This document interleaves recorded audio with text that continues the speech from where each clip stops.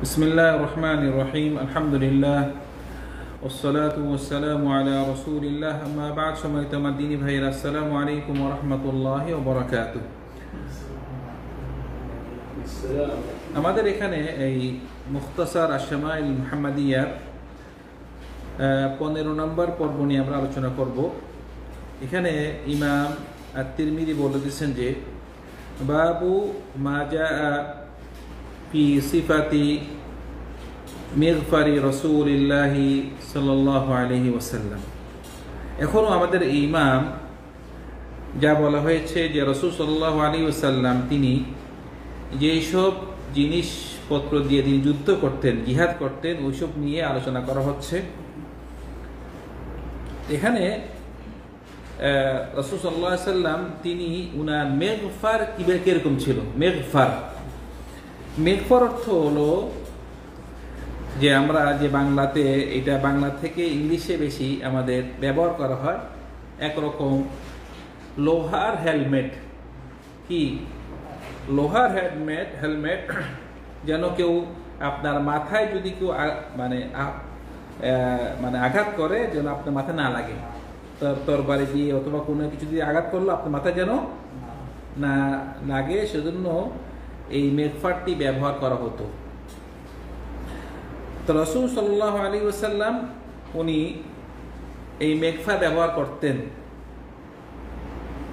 তো এইসব এর আগের পর্বতে আমি আলোচনা করেছি যে মানুষ একজন যখন নাকি তাওয়াক্কুল করবে, তাওয়াক্কুলের সাথে সে আরবিতে বলে ইত্তিখাদুল আসবাব।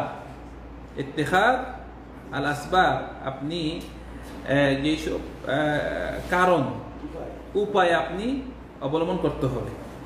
রাসূল সাল্লাল্লাহু আলাইহি ওয়াসাল্লামের নিকট এক ব্যক্তি আসলেন, আসি বললেন কি, ইয়া রাসূলুল্লাহ, আমি মসজিদে এসেছি, আমার উট বাইরে রেখে এসেছি। পরে মসজিদ থেকে বাইরে হয়ে দেখি উট নাই।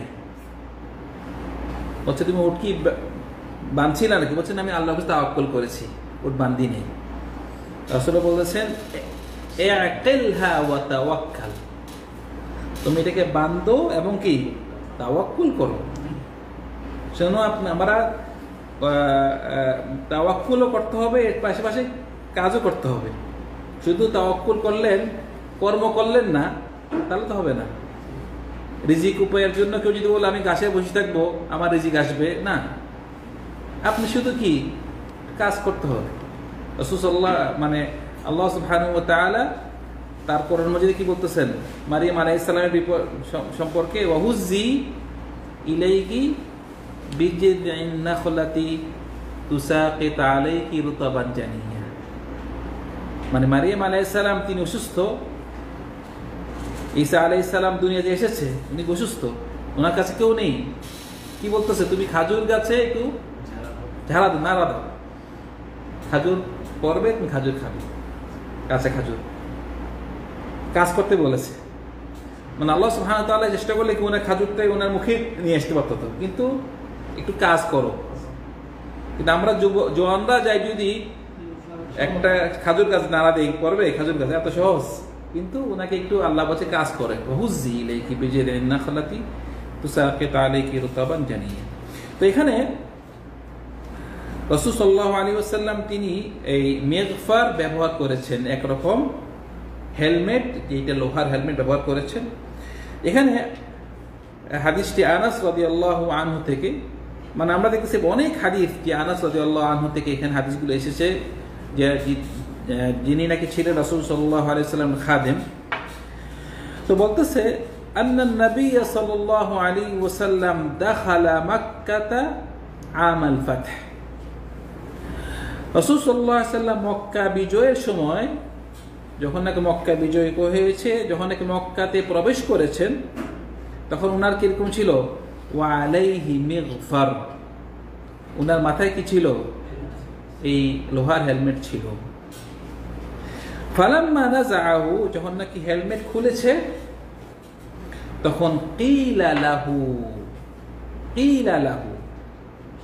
আমরা আরবিতে পড়ছি না যে ক্বালা মানে কি, সে বলেছে, কিলা লাহু তাকে বলা হয়েছে। হ্যাঁ, মাশাআল্লাহ। মানে আমি এখন বললাম হোসেন ভাই, ক্বালা হোসেন ভাই মানে কি হোসেন ভাই বলেছে। আর যদি কিলা লি হোসেন, হোসেনকে বলা হয়েছে, ঠিক আছে। মানে কিলা লাহু মানে কি তাকে বলা হয়েছে।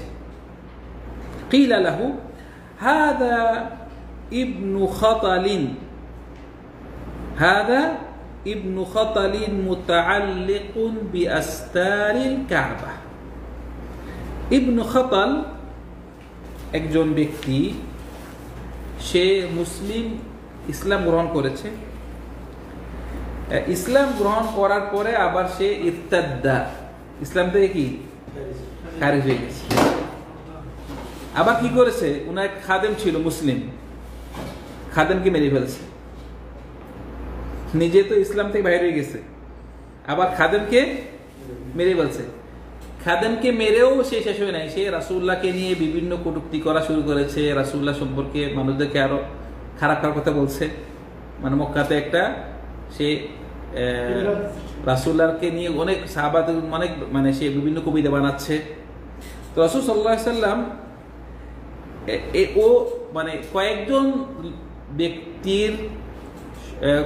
ব্যক্তিকে রাসূল সাল্লাল্লাহু আলাইহি সাল্লাম বলেছেন যে ওদের রক্ত হালাল, যেই পাও ওদেরকে মেরে ফেলবা। কাদের? 4 জন ব্যক্তি মক্কাতে।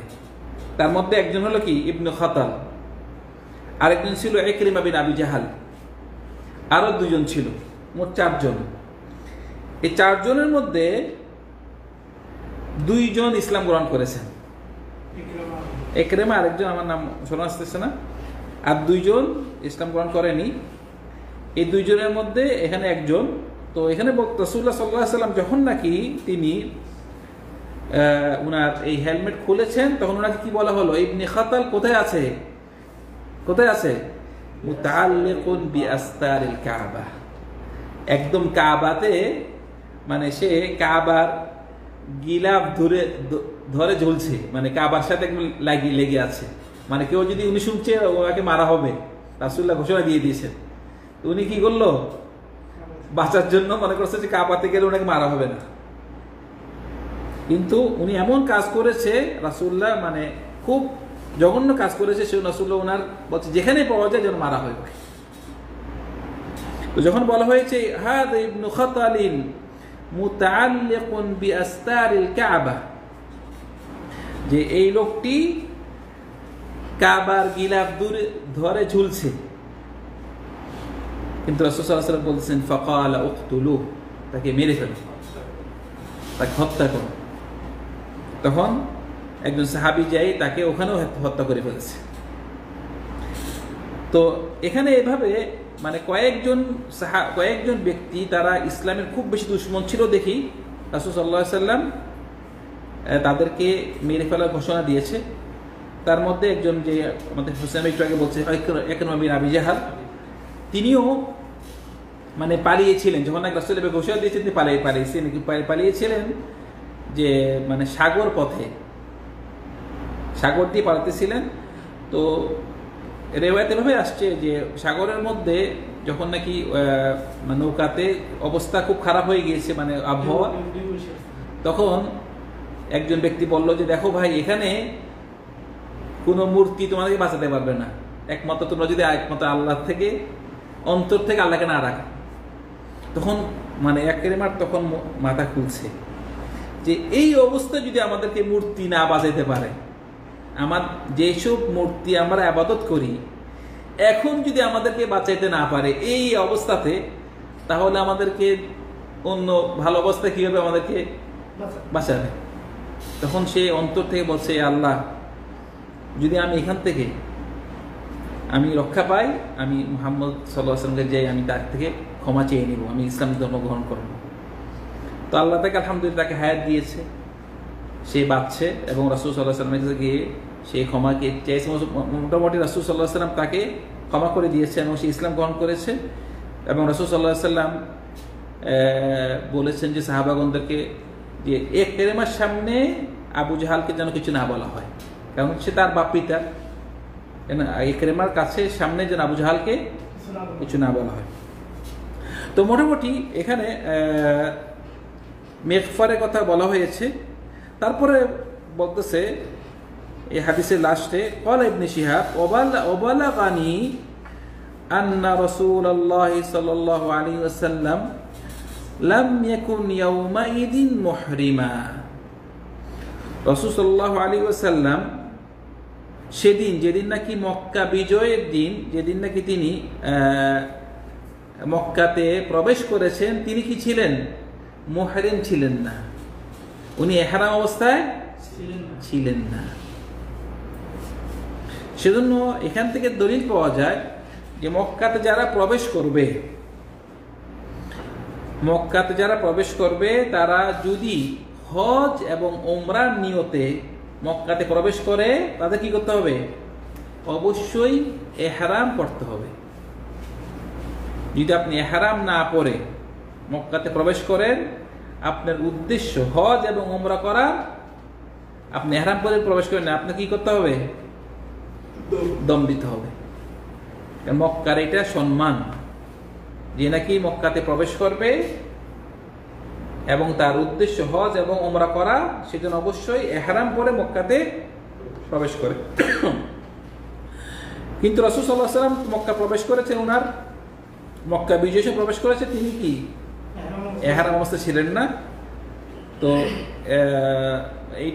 এইটাই দলিল পাওয়া যায়, খুব খুব শক্ত দলিল। যদি আপনার হজ ওমরার নিয়ত না থাকে, হজ ওমরার নিয়ত নাই, এখন আপনি হোসেন ভাই এখানে আছেন, আপনার এক বন্ধু জিদ্দা থেকে আসতেছে, মদিনা থেকে আসতেছে, উদ্দেশ্য আপনার সাথে দেখা করা, অথবা আমি মদিনাতে লেখাপড়া করেছি, আমার ফ্যামিলি ছিল কোথায়? মক্কায়। আমি এক সপ্তাহ পরে আসতাম, প্রতি সপ্তাহে আমি আসতাম মক্কাতে। এখন প্রতি সপ্তাহে আসতাম, আমার উদ্দেশ্য কি ছিল? আমার ফ্যামিলির সাথে দেখা করা। সেজন্য আমার বারবার কি ইহরাম করতে হবে না। কিন্তু যদি আমার নিয়ত থাকে যে আমি আসি ওমরা করবো, তখন কি আমি ইহরাম করে আসবো। এটা হলো আপনার সঠিক কথা, যে মক্কাতে প্রবেশ করবেন, যদি আপনার নিয়ত থাকে হজ ওমরার, ইহরাম পড়তে হবে। যদি নিয়ত থাকে হজ ওমরা না অন্য কিছু, তাহলে আপনার কি ইহরাম পড়তে হবে না।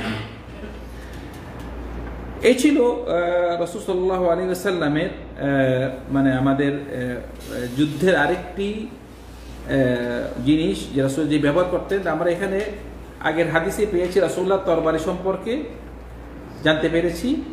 তারপরে দিয়ে রাসূলুল্লাহ দেরা, যে উনি জামা পরতেন, লোহার জামা, লোহার জামাটি অনেকগুলো ছিল, তার সম্পর্কে জানতে পেরেছি। তারপর যে আমরা জানতে পেরেছি যে রাসূল সাল্লাল্লাহু আলাইহি ওয়াসাল্লাম যে লোহার হেলমেট ব্যবহার করতেন তার সম্পর্কে। তো আমরা সংক্ষেপে এই বলতে চাচ্ছি যে একজন মুসলিম সে আল্লাহ সুবহানাহু ওয়া তাআলার উপরে তাওয়াক্কুল করবে, তাওয়াক্কুলের সাথে সাথে সে কিন্তু সে উপায়, যেসব উপায় আছে, যে কোনো জিনিস একটা, আপনি যদি কোনো একটা বিপদ থেকে বাঁচতে চান, অথবা কোনো একটি আপনার উদ্দেশ্য মকসুদ পুরা করতে চান, তাহলে আপনার কারণ অবলম্বন করতে হবে। ইত্তেখাদুল আসবাব যা বলা হয় আরবিতে, উপায় অবলম্বন করতে হবে। যেভাবে রাসূল সাল্লাল্লাহু আলাইহি ওয়াসাল্লাম তিনি দেরা পরেছেন, তিনি হেলমেট ব্যবহার করেছেন, সেজন্য আমরা হাত পা করে বসে থাকবো না, আমরা উপায় অবলম্বন করবো। আল্লাহ সুবহানাহু ওয়া তাআলা আমাদেরকে সব রকম বলা মুসিবত থেকে আল্লাহ সুবহানাহু ওয়া তাআলা আমাদেরকে হেফাজত করবেন। এ ছিল সংক্ষেপে রাসূল সাল্লাল্লাহু আলাইহি ওয়াসাল্লামের যুদ্ধের জিনিসপত্র নিয়ে আলোচনা। আল্লাহ সুবহানাহু ওয়া তাআলা আমাদের সবাইকে রাসূলুল্লাহ সাল্লাল্লাহু আলাইহি ওয়াসাল্লাম সম্পর্কে আরো অনেক বেশি জ্ঞান রাখার তৌফিক দান করুন। ওয়া আখিরু দাওয়ানা আলহামদুলিল্লাহি রাব্বিল আলামিন ওয়া সাল্লাল্লাহু আলা সাইয়্যিদিনা মুহাম্মদ ওয়া আলা আলিহি ওয়া আসহাবিহি আজমাইন। আসসালামু আলাইকুম ওয়া রাহমাতুল্লাহি ওয়া বারাকাতুহু।